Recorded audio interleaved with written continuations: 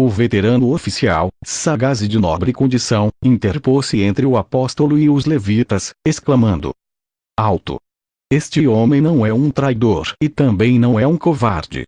Os hebreus não pareciam muito dispostos a perder também aquela oportunidade e protestaram energicamente.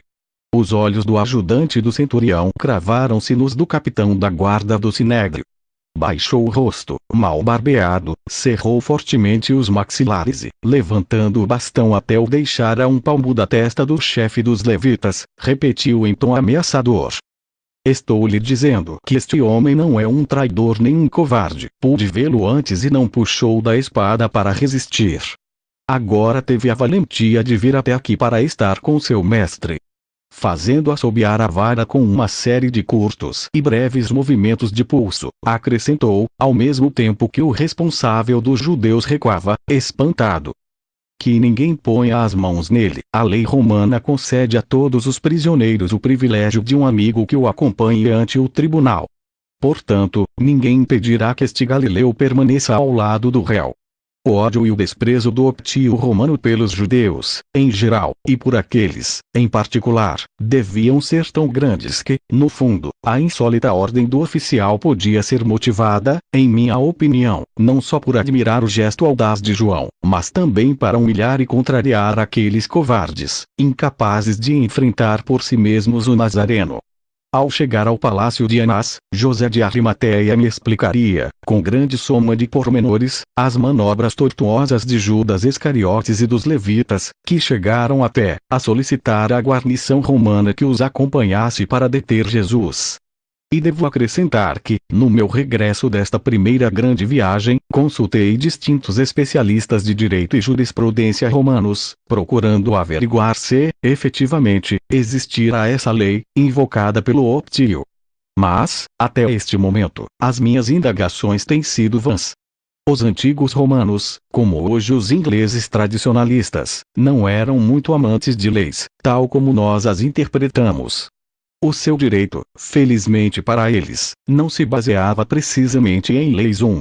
Alguns especialistas falam na possibilidade de a referida lei se tratar, na realidade, de uma adaptação muito particular do regime da garantia de apresentação perante o juiz, mediante os chamados praedes vades, que servia precisamente para evitar a prisão preventiva do réu, tal como se faz atualmente com a abusivamente chamada fiança, que não é uma garantia pessoal, mas sim um depósito em dinheiro. Segundo os especialistas que interroguei, a disposição invocada pelo oficial Arsênios não era hábito da época e, principalmente, das autoridades que ocupavam aquela província romana.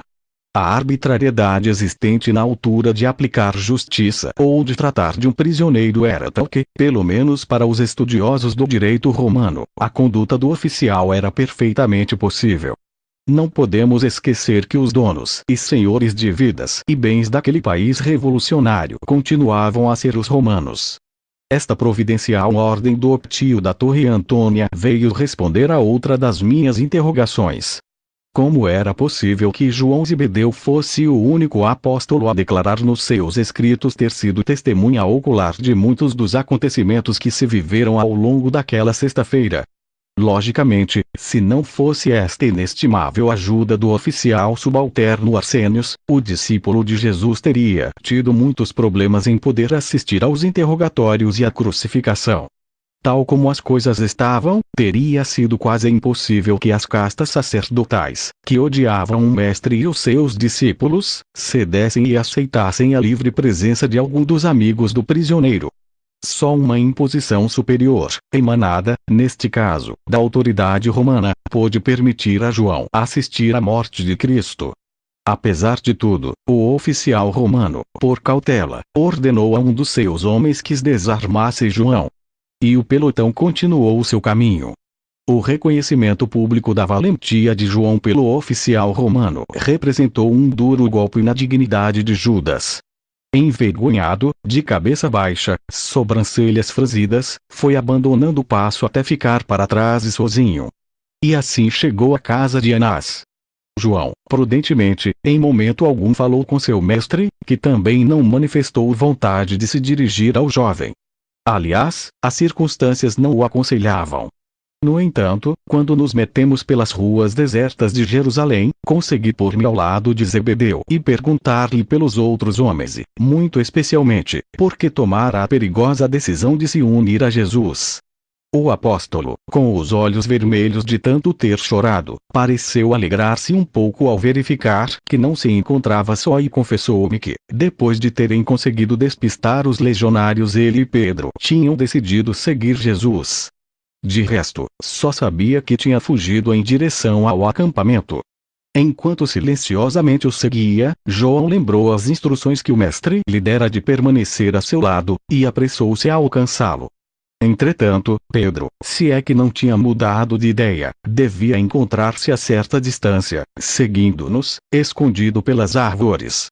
Às 2h15 da madrugada, a comitiva parou diante da casa de Anás, não muito longe da porta de Sião, no extremo ocidental da cidade e a breve distância, segundo os meus cálculos, da casa de João Marcos. Ali, diante da cancela do espaçoso jardim, que se alongava em frente da casa, o oficial romano entregou oficialmente o prisioneiro ao chefe dos levitas. Mas antes, dirigindo-se a um dos legionários e de modo a que todos pudessem ouvi-lo, ordenou: acompanha o preso e vela para que esses miseráveis não o matem sem o consentimento de Pilatos. Evite que o assassine e providencie para que este Galileu, disse referindo-se a João, possa acompanhá-lo a todo momento. Observe bem tudo o que ia acontecer, e, dando meia volta, afastou-se do local, na companhia do pelotão de legionários. Ao despedir-me do soldado, meti-lhe dissimuladamente uma moeda de prata na mão, agradecendo a sua ajuda e pedindo-lhe que antes de regressar à fortaleza, falasse ao companheiro que fora designado por Arsênios para defender Jesus e João e lhe suplicasse que me permitisse fazer-lhes companhia. O soldado sorriu e, sem fazer perguntas, entendeu-se com o legionário para que os meus desejos fossem cumpridos. Outro discreto e oportuno denário de prata no punho deste último acabou por dissipar todas as reservas e receios. No momento, a minha presença na casa de Anás estava garantida. Uma vez no pátio, parte da guarda do templo despediu-se, afastando-se da suntuosa residência do antigo sumo sacerdote. Vários servidores de Anás aproximaram-se precipitadamente do chefe dos levitas.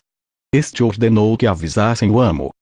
O prisioneiro chegou, disse-lhes, apontando o Nazareno, que continuava com as mãos atadas atrás das costas e imóvel, no meio do pátio lajeado. João continuava ao lado do mestre e o legionário, por sua vez, procurava não os perder de vista, bem como um reduzido grupo de guardas e serventes do templo que se esforçavam para acender uma fogueira. Empilharam vários troncos num dos cantos do escuro pátio e, depois de os salpicarem com azeite, inclinaram um dos fachos para a lenha, ateando-lhe fogo. A temperatura tinha baixado a alguns graus e quase todos os presentes foram se aproximando do fogo. Dali a poucos minutos, no centro do pátio apenas se encontravam Jesus, o chefe dos levitas, que continuava a segurar a grossa corda com que tinham amarrado o filho do homem, o jovem discípulo, o soldado romano e eu. Diante de nós, erguia-se uma imponente mansão de 2 andares, com uma fachada inteiramente de pedra lavrada, e delicadas escadas semicirculares de mármore. Na porta, fracamente iluminada por muitas lanternas de azeite, encontrava-se uma mulher gorda, de baixa estatura, que sorria sem cessar.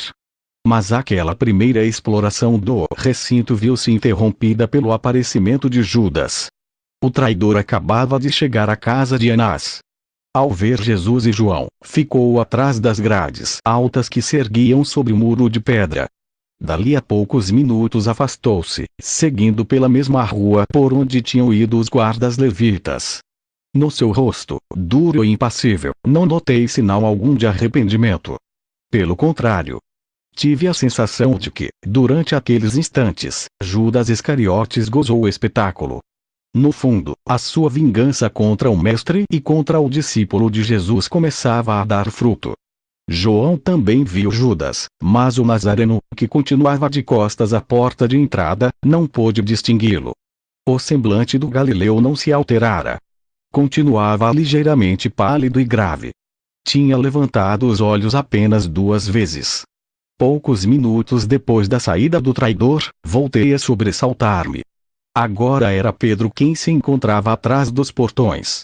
Fiquei sem perceber como não cruzou com Judas.